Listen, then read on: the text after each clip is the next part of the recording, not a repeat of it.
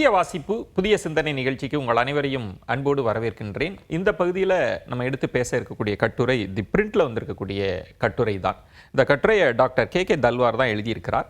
இந்த கட்டுரை பேசக்கூடிய பேசுபொருள் என்பது மருத்துவத்துறையை தவிர்க்கக்கூடிய மாணவர்கள். அது பற்றி தான் இந்த கட்டுரை பேசுகிறது. இது குறித்து பேசுவதற்காக பொது மருத்துவர் திரு நந்தகுமார் அவர்கள் வந்திருக்கிறாங்க. வணக்கம் திரு நந்தகுமார். பொதுவாக மருத்துவ கனவு அப்படின்றது ஒரு தலைமுறைக்கான கனவு அப்படின்னு சொல்லுவாங்க. ஒரு தலைமுறையாக யோசித்து குடும்பமே அதற்காக பிரயத்தனப்பட்டு டாக்டர் துறையை தேர்ந்தெடுப்பாங்க அப்படின்னு. ஆனால் இப்போ அதை தவிர்க்கிறாங்க, இந்திய மாணவர்கள் தவிர்க்கிறாங்கன்றதான் அந்த கட்டுரை பேசுகிறது.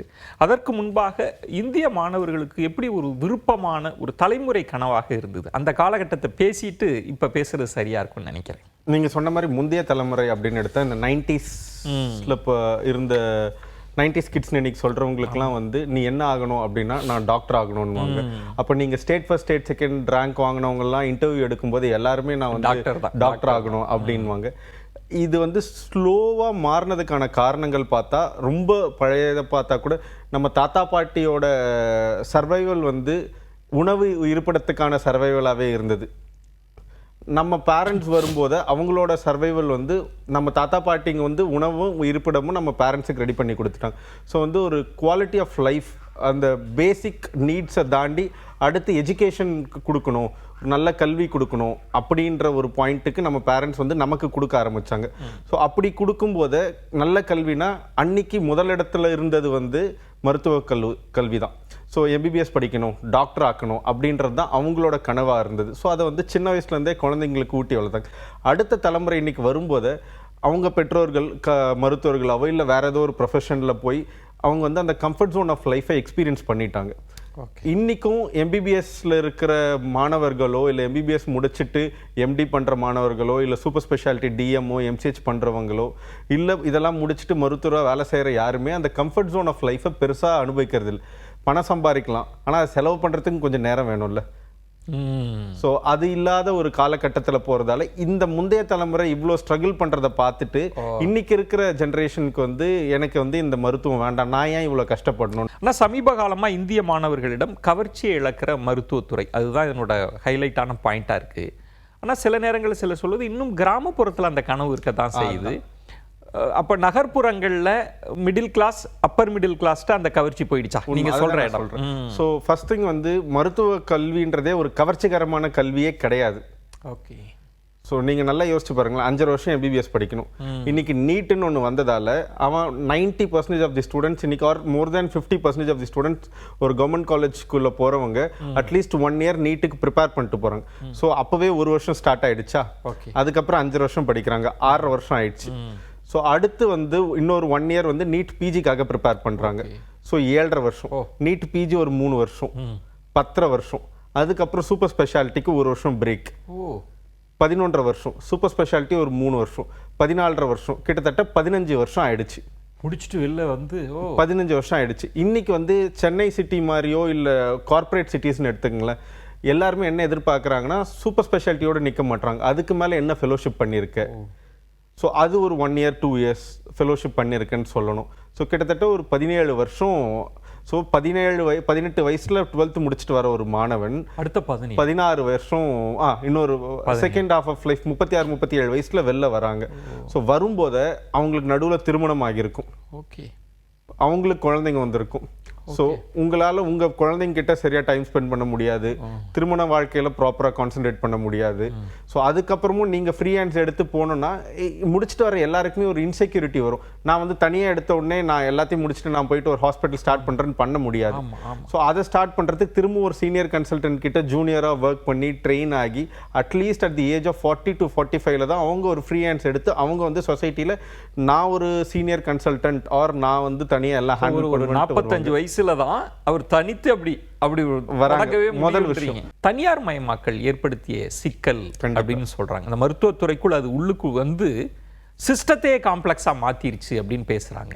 தனியார் மயமாக்கல் அப்படி பண்ணிருச்சு சார். நல்ல விஷயம் சார். தனியார் மயமாக்குனது இப்போ அன்னைக்கு நம்ம என்ஜினியரிங் காலேஜஸ் அத்தனை தனியார் மயமாக்கின என்ஜினியரிங் காலேஜஸ் வந்ததால் தான் இன்னைக்கு இத்தனை என்ஜினியர்ஸ் நம்ம நாட்டில் உருவாகணும்.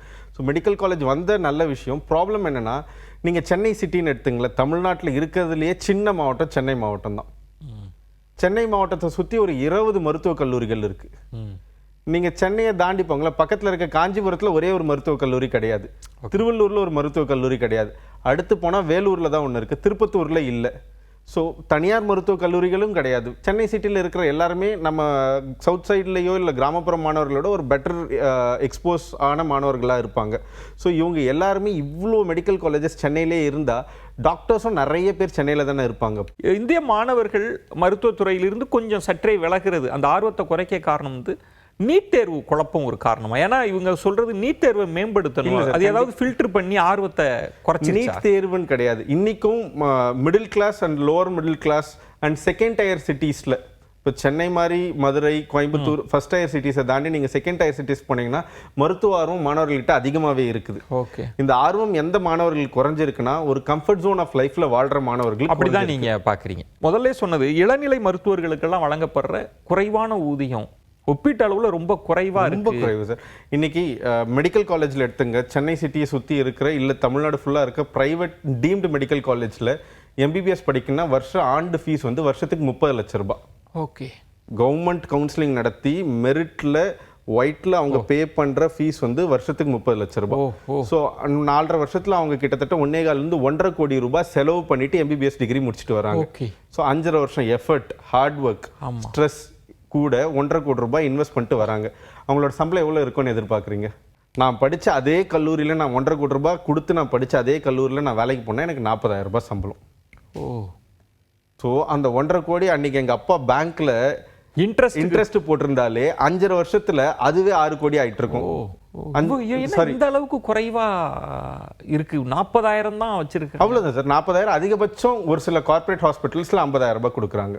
ஓகே, ஸோ நான் எதுக்கு இவ்வளோ இன்வெஸ்ட் பண்ணி இவ்வளோ ஹார்ட் ஒர்க் பண்ணி நான் வந்து இதை எடுக்கணும்?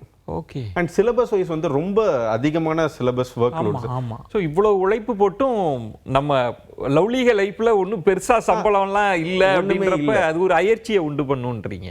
இன்னொன்றும் சொல்றாங்க, இப்போ ஊதியம் ஃபேக்டர் பேசுற மாதிரி சட்ட வழக்குகள், அவங்க எதிர்கொள்கிற சட்ட வழக்குகள், அது ஒரு விதமான பதட்டத்தை, ஒரு விதமான ஒரு அயற்சியை மருத்துவர்களுக்கு ஏற்படுத்தியிருந்தா? சார், அது வந்து ரொம்ப முக்கியமான ஒரு விஷயம். என்னன்னா, நீங்கள் கம்பேர் பண்ணுங்களேன், ஒரு இன்ஜினியரிங் ஸ்டூடெண்ட் முடிச்சுட்டு ஏதோ ஒரு கம்பெனியில் இன்ஜினியராக ஒர்க் பண்ணுறவங்க ஒரு தப்பு பண்ணிட்டாங்கன்னா அது வந்து அதிகபட்ச திட்டு வாங்குவாங்க.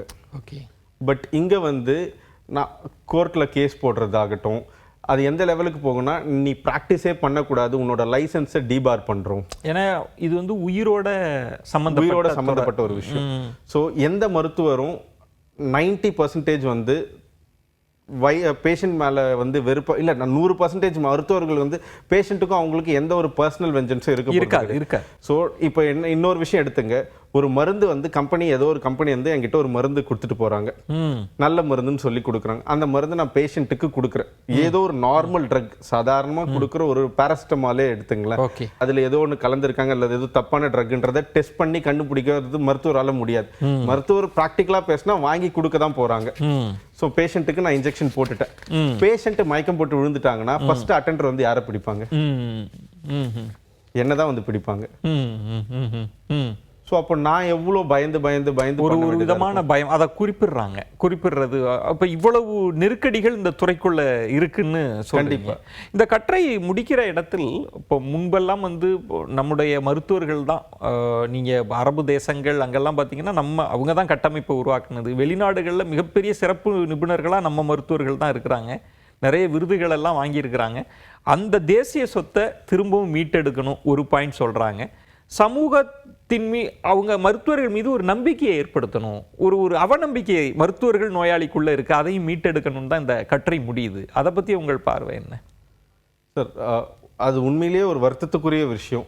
நம்ம இன்னைக்கு வந்து பேஷண்ட்ஸுக்கு வந்து ட்ரஸ்ட் பெருசா இருக்க மாட்டேங்குது. அவங்க எல்லாருமே புரிஞ்சிக்க வேண்டிய ஒரு விஷயம், எந்த ஒரு மருத்துவரும் அவங்களுக்கு கெடுதல் நினைக்க போறது கிடையாது. ஓகே, யாரா இருந்தாலும் என்னை நம்பி வர ஒரு பேஷண்ட்டை காப்பாற்றணும்னு தான் நினைக்க போறோம். ஸோ யாரும் கெடுதல் அப்படின்றது நினைக்க போகிறது கிடையாது. அவங்களுக்கு மருந்து, நான் நிறைய பேஷண்ட்ஸ் கிட்ட சொல்கிறது ஒன்று தான், வியாதி ஒன்று தான், அதை காஸ் பண்ணுற மைக்ரோ ஆர்கனிசம் ஒன்று தான். இப்போ கொரோனா எடுத்துங்களேன், கொரோனா காஸ் பண்ணது உங்களுக்கும் வந்தாலும் சரி எனக்கு வந்தாலும் சரி அதே கொரோனா தான். அது கொடுக்க போகிற மருந்து மாத்திரம் ஒன்று தான். அதுல உங்களுக்கு சரியாக எனக்கு சரியாகாம இருக்குன்னா நம்ம உடம்பு அதை ஏத்துக்கணும், நம்ம உடம்பு அதுக்கு ரியாக்ட் பண்ணணும். ஸோ என் உடம்பு அதுக்கு ரியாக்ட் பண்ணலன்றதுக்காக மருத்துவரை நம்ம பழி சொல்லணுன்றது நியாயமற்றது இல்லை. ஓகே. ஓ. ஸோ இது வந்து ஒரு இதுதான். இந்த பரஸ்பர புரிதலற்ற தன்மைன்றது சமீப காலமா ரொம்ப அதிகமாயிருக்குன்னு நினைக்கிறேன். கண்டிப்பா.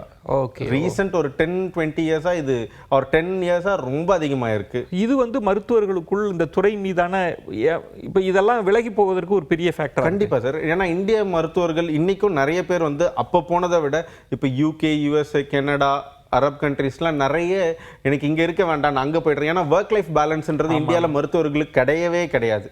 அது ஒரு ஃபேக்டர். அது ஒரு ஃபேக்டர்.